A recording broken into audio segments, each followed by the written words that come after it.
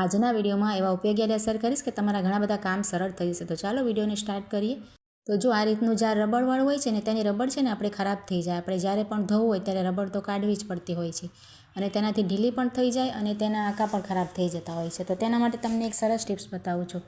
તો જો આ રીતના આપણી પાસે કોઈ પણ પેકેટ તો હોય છે ને, આ રીતે પૌવાનું પેકેટ હોય કે કોઈ આ તમારે ચિપ્સ વગેરેનું પેકેટ હોય, તેને છે ને આપણે કટ કરી લેવાનું। જો આ રીતે ખાલી થાય ને તો સરસ ધોઈ નખાય અને તેને છે ને આ રીતે પહેલાં તો ખોલી લેવાનું કટ કરી, અને આખું ખુલી જાય ને ત્યાર પછી આપણે ઢાંકણ રાખી અને તેના માપનું ગોળ આકારમાં કટ કરી લેવાનું। જો કાતરથી આપણે કટ કરીએ એટલે સરસ થઈ જાય।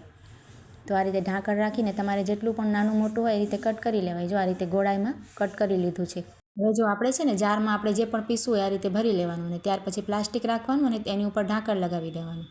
ત્યાર પછી જો હું તમને પીસીને પણ બતાવું છું, આપણું જે ઢાંકણ હશે ને એ જરા પણ ખરાબ નહીં થાય અને આપણને તેને ધોવું પણ નહીં પડે। જો આ રીતે તેનું પ્લાસ્ટિક આપણે રાખ્યું છે આડું, તો પ્લાસ્ટિકમાં જ આપણે જે પણ ઉડે ને, આપણે જે પણ પીસતા હોઈએ તે એમાં જ આવી જાય। જો તો આપણે પ્લાસ્ટિક તો ધોઈ શકાય અને ફેંકી પણ દેવાય, અને આપણે પાછો વપરાશ કરવો હોય તો તેને આપણે ફરીથી વપરાશ કરી શકાય। જો આ ઢાંકણ આપણે ધોવાની કંઈ જરૂરત જ નથી અને આપણે રિંગ કાઢતા હોઈએ તો ખરાબ થાય તો રિંગ પણ નહીં કાઢવી પડે અને તમારે ધોવું પણ નહીં પડે। ખૂબ જ સરસ આઈડિયા છે, તમે એકવાર જરૂરથી ટ્રાય કરજો। જુઓ ત્યાર પછી જો આ રીતનું આપણે સ્ક્રબર છે ને, આપણે ઘણી બધા વસ્તુ સાફ કરવામાં ઉપયોગમાં કરતા હોઈએ, ટાઇલ્સ કે પછી આપણે સિંક સાફ કરીએ કે આપણે પ્લેટફોર્મ આપણે રસોડાનું હોય રાંધતા હોઈએ તેમાં પણ આપણે સાફ કરતા હોઈએ, તો તેને આપણે શું કરવાનું, હવે શિયાળો આવે ને એટલે આપણને આ તાર છે ને આપણે હાથમાં વાગવાની ભય રહે, તો આ રીતે નાનું વાઇપર આપણી પાસે હોય ને તેમાં આ રીતે આપણે તાર લગાવી દેવાય। જો આ રીતે મારી પાસે નાનકડું જ તાર હતું, આ તમારે મોટું હોય ને તો મોટું અને બે પણ લગાવી શકાય, તો સરસ થઈ જાય તમારે। જુઓ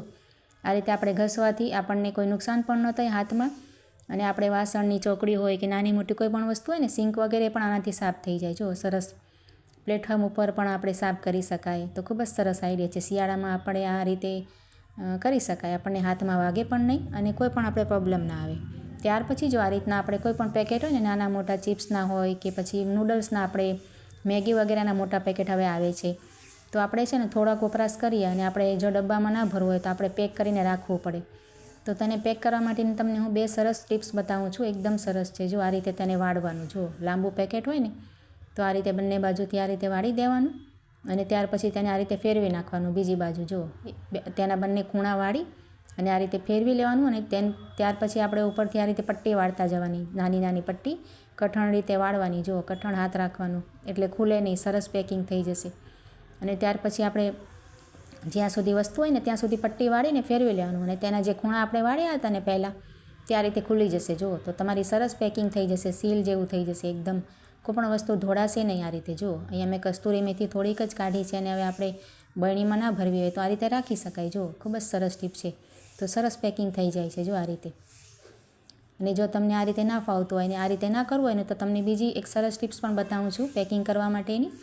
તો તેમાં આપણે શું કરવાનું છે કે તેની છે ને આ રીતે કોઈપણ પેકેટની ઉપરની પટ્ટી એક બે વખત વાળી લેવાની અને ત્યાર પછી આ રીતે ચમચી કે પછી તમે છરી પણ લઈ શકો, કોઈ પણ વસ્તુને ગરમ કરી લેવાની ગેસ ઉપર। અહીંયા મેં ચમચીને સરસ ગરમ કરી લીધી છે અને ગરમ કરેલી ચમચી કે છરી હોય ને તેને આ રીતે પટ્ટી ઉપર સરસ પ્રેસ કરવાની, જો આ રીતે ફેરવી દેવાની।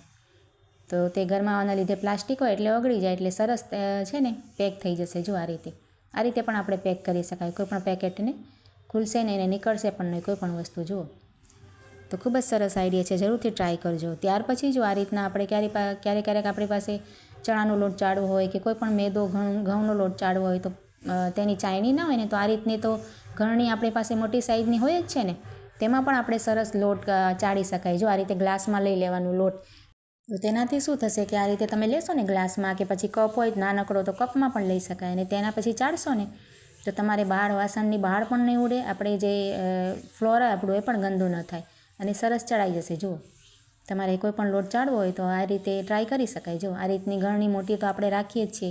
ત્યાર પછી આપણે છે ને આ રેડીમેડ હવે શર્ટ આવે છે ને તેના છે ને આ રીતે બટન ખૂબ જ ટાઈટ હોય છે, તમે જોયું હશે, આપણે ગળા પાસેથી કે બંધ કરવું ખૂબ જ અઘરું થઈ જાય। જુઓ તેના જે ગાજ હોય છે ને તેના હોલ એ ખૂબ જ કઠણ હોય છે, આ રીતે આપણે નખમાં પણ દુખવા માંડે, આંગળીઓ પણ આપણી થઈ જાય। તો તેના માટે આપણે શું કરવાનું, આ રીતે સેફ્ટી પિન હોય ને આપણી પાસે તે આ રીતે આપણે લઈ લેવાની અને બટનમાં પરોવી દેવાની। જો આ રીતે મેં પરોવી છે ને એ રીતે, તો આપણે ઇસ્ત્રી કરવા બેસીએ કે કંઈ પણ આપણે જરૂર પડે ને આ રીતે બટન બંધ કરવાની તો તમારે 1 સેકન્ડમાં જ થઈ જાય। જો આ રીતે આપણે સેફ્ટી પિન ખેંચીએ ગાજમાં નાખીને આપણે ખેંચવાની, જેનો હોલમાં નાખીને, તો તરત જ તમારે બટન બંધ થઈ જશે. જુઓ, તમને કંઈ આંગળીમાં આપણને દુખે પણ નહીં અને સરસ આપણે કામ પણ ફટાફટ થાય, સમય પણ આપણો ખરાબ ન થાય. એ રીતે તમે બાયની પણ કરી શકો. જો બાયમાં પણ ખૂબ જ ક્યારેક આ રીતે તેનો હોલ નાનકડો હોય ને તો આપણે બંધ કરતા ના ફાવે. અને નાની છોકરીઓ હોય, આપણે જે નવી શીખતી હોય કપડાં પ્રેસ કરવાનું, કે એ લોકોને પણ ના ફાવે તો આ આઈડિયા ટ્રાય કરી શકાય. જો સેફ્ટી પિનમાં આ રીતે પરોવી બટન અને આ રીતે ગાજમાંથી કાઢવાનું, જો ખેંચી લેવાનું, તો સરસ આપણે બટન બંધ થઈ જશે. જો ખૂબ જ સરસ ટીપ છે. એકવાર તમે જરૂરથી ટ્રાય કરજો અને સારી લાગી હોય તો લાઇક કમેન્ટ પણ જરૂરથી કરજો.